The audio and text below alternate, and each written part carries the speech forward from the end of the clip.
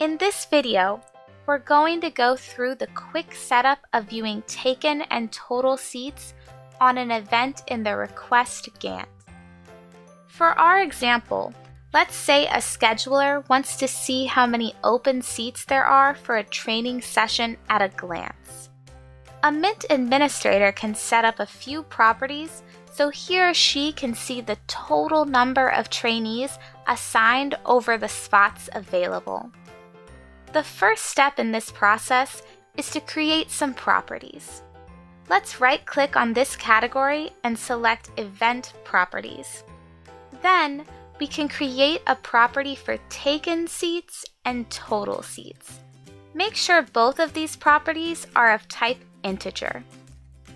By right-clicking on Taken Seats, set the preference for Use to store count of taken seats for specific slot group type. You'll then select the slot group you want to measure. In this example, let's use trainees. For the total seats property, select the preference Use to store count of seats for specific slot group type. Again, we'll use trainees. Taken and total seats is now set up for all events under this category. All that's left to do is head over to the Gantt and select the Seat Setup configuration. Here, you'll select which slot group you want to see the taken and total seats for. You can toggle the selection on and off.